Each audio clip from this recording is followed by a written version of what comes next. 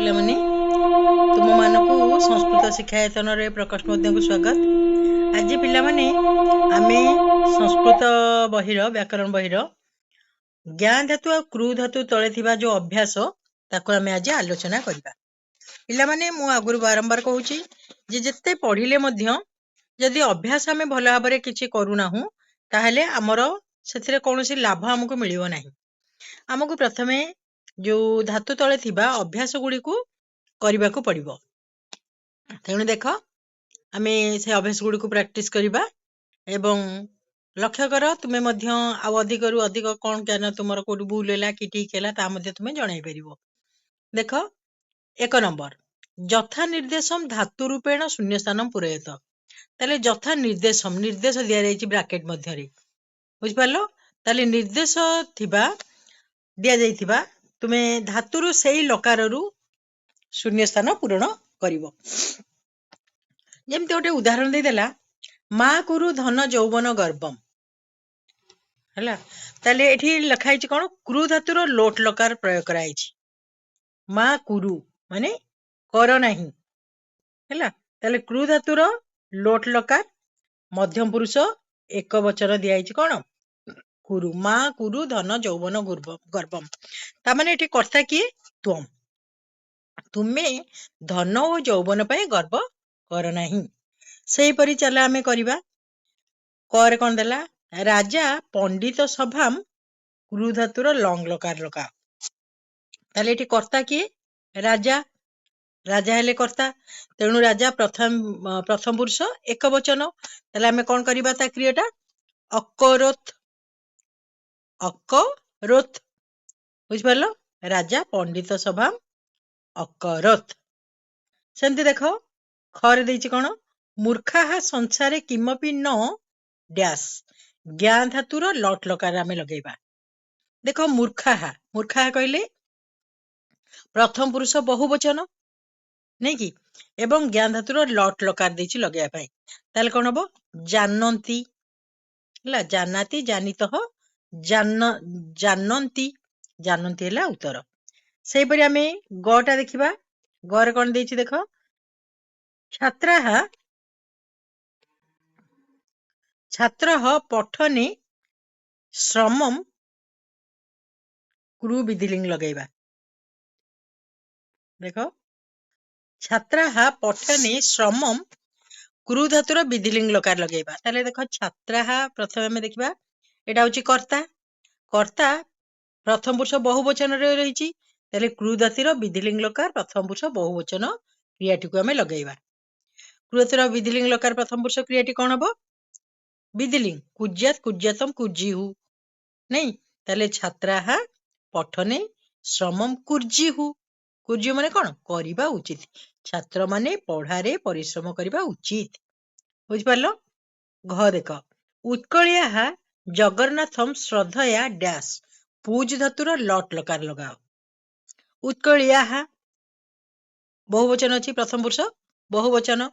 କର୍ତ୍ତା, ଆମେ କର୍ତ୍ତା ଅନୁସାରେ କ୍ରିୟାଟିକୁ ଲଗେଇବା। ଉତ୍କଳିୟାଃ ପ୍ରଥମ ପୁରୁଷ ବହୁବଚନ, ତାହେଲେ ଆମେ ପୂଜ ଧାତୁର ଲଟ ଲକାର ପ୍ରଥମ ପୁରୁଷ ବହୁବଚନ ଲଗେଇବା। କଣ ହବ? ପୂଜୟନ୍ତି, ବୁଝିପାରୁଛ? ପୂଜୟତି ପୂଜୟତଃ ପୂଜୟନ୍ତି, ତାହେଲେ ଉତ୍ତର କଣ ହେଲା? ପୂଜୟନ୍ତି। ତାପରେ ଦେଖ ସମ୍ପ୍ରତି ଛାତ୍ରାଃ ସର୍ବାମ୍ ବିଦ୍ୟାମ୍ ଡ୍ୟାସ। ତାହେଲେ ଏଠି କର୍ତ୍ତା କିଏ? ଛାତ୍ରାଃ। ପ୍ରଥମ ପୁରୁଷ ବହୁବଚନରେ ଅଛି, ତାହେଲେ ଜ୍ଞା ଧାତୁର ବିଧିଲିଙ୍ଗ ଲକାର ପ୍ରଥମ ପୁରୁଷ ବହୁବଚନ ଆମେ ଲଗେଇବା। ବୁଝିପାରିଲ? କଣ ହବ ତାହେଲେ? ଜାନି ଇହୁ।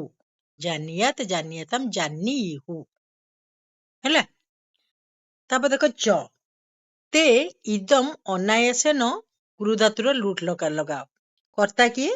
ତେ, ପ୍ରଥମ ପୁରୁଷ ବହୁବଚନ, ତାହେଲେ କ୍ରୁ ଧାତୁର ଲୁଟ ଲକାର ପ୍ରଥମ ପୁରୁଷ ବହୁବଚନ ଲଗେଇବା। କଣ ହବ? କରିଷ୍ୟନ୍ତି। ତେ ଅଛି, ବୁଝିପାରିଲ? ତେ ଅଛି ମାନେ କଣ ହବ? କରିଷ୍ୟନ୍ତି। ତାପରେ ଚାଲ ଛରେ କଣ ଅଛି ଦେଖ? ସର୍ବେ ସର୍ବମ୍ ଡ୍ୟାସ। ଜ୍ଞା ଧାତୁର ଲୋଟ ଲକାର ଲଗାଅ। ତାହେଲେ ଏଠି କର୍ତ୍ତା କିଏ? ସର୍ବେ, ଏଟା ବି ବହୁବଚନ, ନାଇଁ? ତାହେଲେ ଆମେ କଣ ଲଗେଇବା ସେଠି? ଜାନନ୍ତୁ, ହେଲା ସର୍ବେ ସର୍ବମ୍ ଜାନନ୍ତୁ, ସମସ୍ତେ ସବୁ କିଛି ଜାଣନ୍ତୁ। ବୁଝିଗଲା। ଜ ଦେଖ ଛାତ୍ରାଃ ଗୁରୁନ୍ ଡ୍ୟାସ୍, ଛାତ୍ରା ହଉଛି କର୍ତ୍ତା, ପ୍ରଥମ ପୁରୁଷ ବହୁବଚନ, ତାହେଲେ ପୁଜ ଧାତୁର ବିଧିଲିଙ୍ଗ ଲଗେଇବା। ହେଲା କଣ ହବ? ପୂଜ ଏ ଇହୁ, ହେଲା ପୂଜୟେତ୍, ପୂଜୟେତାମ୍, ପୂଜ ଏ ଇହୁ। ବୁଝିଗଲା। ପୂଜ ଇହୁ ନୁହେଁ, ପୂଜ ଏ ଇହୁ। ତାପରେ ଆମେ ଦେଖ ସା ନଦ୍ୟାମ୍ ବସ୍ତ୍ରମ୍ ଡ୍ୟାସ୍, ସା ହଉଛି କର୍ତ୍ତା, ପ୍ର ଧାତୁର ପ୍ର ଉପସର୍ଗ ଖ୍ୟାଳ ଧାତୁ, ଖ୍ୟାଳ ଧାତୁ ମାନେ ଧୋଇବା। ହେଲା ତାହେଲେ ସା ଅଛି, ସା ନଦ୍ୟାମ୍ ବସ୍ତ୍ରମ୍ ପ୍ରକ୍ଷାଳୟତି ହବ, ପ୍ରକ୍ଷାଳୟତି, ଏଠି ସ୍ତ୍ରୀଲିଙ୍ଗ ଅଛି ସା। ସେମିତି ନିୟ ଦେଖ ବାନରାହା ମାନବାନ ଡ୍ୟାସ୍, ଅନୁ ଉପସର୍ଗ କ୍ରୁ ଧାତୁରୁ ଲଟ୍ ଲକାର ଆମେ ଲଗେଇବା। ବାନରାହା ପ୍ରଥମ ପୁରୁଷ ବହୁବଚନ, ତାହେଲେ ଅନୁକୃବନ୍ତି, ହେଲା ଅନୁକରଣ କରନ୍ତି, କଣ ହେଲା? ଅନୁକୃବନ୍ତି। ଏବେ ଆମେ ଦେଖ ନିମ୍ନଲିଖିତ କ୍ରିୟାପଦ ନେଇ ବ୍ୟବହୃତ ପୃଥକ ବାକ୍ୟାନି ରଚୟତ, ଅଲଗା ଅଲଗା ବାକ୍ୟ ରଚନା କର। ଜାନିହି, ଏଇଟା କଣ? ଲୋଟ ଲକାର ମଧ୍ୟମ ପୁରୁଷ ଏକ ବଚନ, ତାହେଲେ ଏଠି କର୍ତ୍ତା ଲାଗିବ କଣ? ତ୍ୱମ୍। ତ୍ୱମ୍ ଜାନିହି, ତ ଆମେ ଲେଖିପାରିବା ତ୍ୱମ୍ କିମ୍ ଜାନିହି। ବୁଝିଗଲା, ତ୍ୱମ୍ କିମ୍ ଜାନିହି, ତୁମେ କଣ ଜାଣିଛ? ତାହେଲେ ଏଠି ପ୍ରଶ୍ନବାଚକ ରହିଲା। କୃମଃ, କୃମଃ ମାନେ ଏଠି କର୍ତ୍ତା କିଏ? ବୟମ୍, ତାହେଲେ ବୟମ୍ ଅଧ୍ୟୟନମ୍ କୃମଃ, ଆମେ ମାନେ ପଢୁଛୁ। ପୂଜୟେଃ, ପୂଜୟେଃ କହିଲେ ଏଠି କର୍ତ୍ତା କିଏ? ତ୍ୱମ୍। ତ୍ୱମ୍ ଈଶ୍ୱରମ୍ ପୂଜୟେଃ, ତୁମେ ଈଶ୍ୱରଙ୍କୁ ପୂଜା କରିବା ଉଚିତ। ବୁଝିପାରିଲ। ତିରସ୍କୃବନ୍ତି, ତିରସ୍କାର କରୁଛନ୍ତି, ହେଲା ସର୍ବେ କୁଛାତ୍ରମ୍ ତିରସ୍କୃବନ୍ତି, ସମସ୍ତେ ଖରାପ ଛାତ୍ରକୁ ତିରସ୍କାର କରନ୍ତି। ତାଡୟତୁ, ତାଡୟତୁ ମାନେ ବାଡାନ୍ତୁ, ହେଲା ତାଡୟତୁ, କଣ କରିବା? ରାମଃ ରାବଣମ୍ ତାଡୟତୁ, ରାମ ରାବଣକୁ ବାଡାନ୍ତୁ, ନାଇଁ। ଆଚ୍ଛା ସେମିତି ଦେଖ ଅଶ୍ନାତି, କଣ କରିବା? ଅଶ୍ନାତି ବାଳକଃ ଅଶ୍ନାତି, ନାଇଁ ବିଜ୍ଞାପୟତି ଜଣେଇବା, ଛାତ୍ରଃ ଶିକ୍ଷକମ୍ ବିଜ୍ଞାପୟତି, ଛାତ୍ର ଶିକ୍ଷକଙ୍କୁ ଜଣାଉଛି। ଜାନାତୁ, ଜାନୁତୁ ହେଲେ ସହ ସର୍ବମ୍ ଜାନାତୁ, ସେ ସବୁ କିଛି ଜାଣୁ, ସହ ସର୍ବମ୍ ଜାନାତୁ। ଯେମିତି ପୂଜୟନ୍ତୁ ମାନେ ପୂଜା କରନ୍ତୁ, ହେଲା ବାଳକାଃ ଗଣପତିମ୍ ପୂଜୟନ୍ତୁ ବା ଛାତ୍ରାଃ ଗଣପତିମ୍ ପୂଜୟନ୍ତୁ। ତାପରେ ହେଲା କଣ? ଅକରଃ, ଅକରଃ ହେଲେ ଏଠି କର୍ତ୍ତା କିଏ? ତ୍ୱମ୍ ହବ। ତ୍ୱମ୍ କିମ୍ ଅକରଃ, ତୁମେ କଣ କଲ, ହେଲା ତ୍ୱମ୍ କିମ୍ ଅକରଃ, ତୁମେ କଣ କଲ। ବର୍ତ୍ତମାନ ଆମେ କଣ କରିବା? ନିମ୍ନଲିଖିତ ବାକ୍ୟ ଗୁଡିକୁ ସଂଶୋଧନ କରିବା, ହେଲା ନିମ୍ନଲିଖିତ ବାକ୍ୟ ଗୁଡିକୁ ସଂଶୋଧନ କରିବା। କଣ ଦେଖ ଅଛି? ବୟମ୍ ଫଳାନି ବଣ୍ଟୟାବଃ, ଦେଖ ପିଲାମାନେ ବୟମ୍ ଅଛି ପ୍ରଥମ ଉତ୍ତମ ପୁରୁଷ ବହୁବଚନ, ତାହେଲେ ସେଠି କ୍ରିୟାଟି ହବ ବଣ୍ଟୟାମଃ, ବୟମ୍ ଫଳାନି ବଣ୍ଟୟାମଃ, ହେଲା।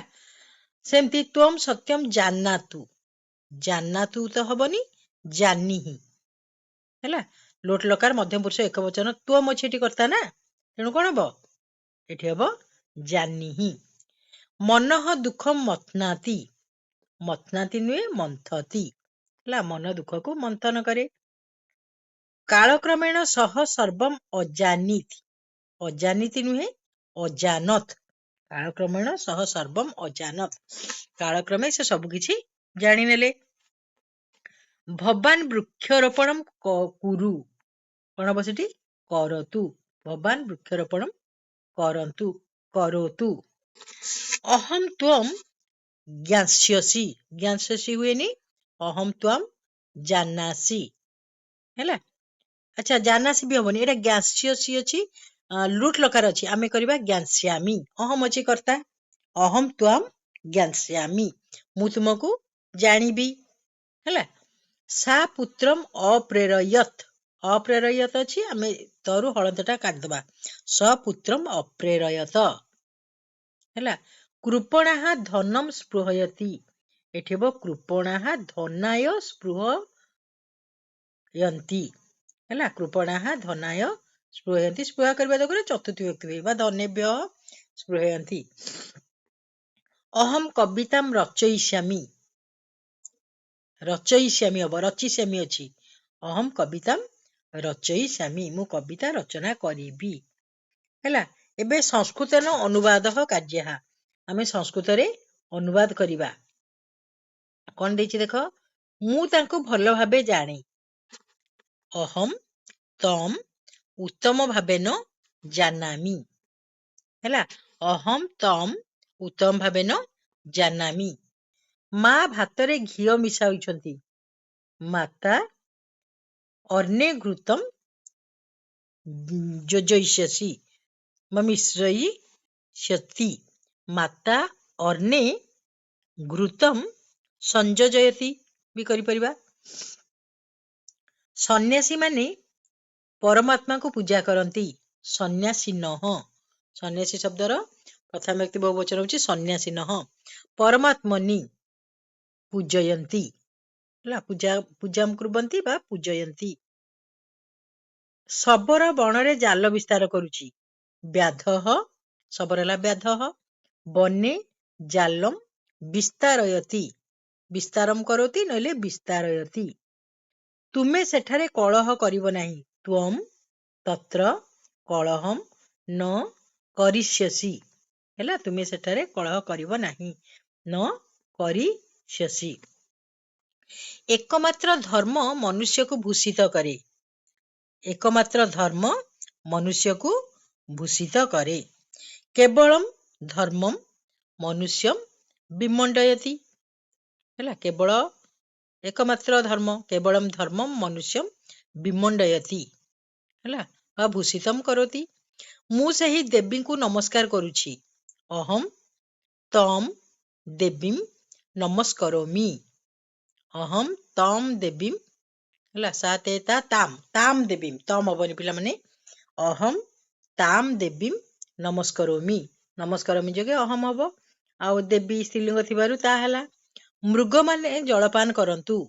ମୃଗାଃ ଜଳପାନମ୍ କୁର୍ବନ୍ତୁ, ହେଲା ପିଲାମାନେ। ତାହେଲେ ପିଲାମାନେ ଆଜି ଆମେ ଜ୍ଞା ଧାତୁ ଆଉ କୃ ଧାତୁ ତଳେ ଥିବା ଅଭ୍ୟାସକୁ ଆମେ ଆଲୋଚନା କଲେ। ତୁମେ ମାନେ ସେଇଟିକୁ ନ ଦେଖିଲେ ମଧ୍ୟ, ବହିରୁ ଅଭ୍ୟାସଟିକୁ ନ ଦେଖିଲେ ମଧ୍ୟ ଏଇଠି ପ୍ରଶ୍ନ ଅଛି ଏବଂ ଉତ୍ତର ଅଛି, ସେଗୁଡ଼ିକୁ ତୁମେ ମାନେ ଭଲ ଭାବରେ ମଧ୍ୟ ଦେଖିପାରିବ। ଯାହା କୁହାଗଲା ସେତିକି ଯେ ହେଇଯିବ ନାହିଁ, ଏହାର ଆହୁରି ବିକଳ୍ପରେ ମଧ୍ୟ ଅନେକ ପ୍ରକାର ହେଇପାରେ। ତାହେଲେ ତୁମେ ବିକଳ୍ପ ଉତ୍ତରକୁ ଗୁଡ଼ିକୁ ମଧ୍ୟ ଖୋଜିବ ଏବଂ ଅଧିକ ଜାଣିବ। ତାହେଲେ ଆଜି ପାଇଁ ପିଲାମାନେ ଆମେ ଏଇଠି ରହିବା। ସମସ୍ତଙ୍କୁ ଧନ୍ୟବାଦ।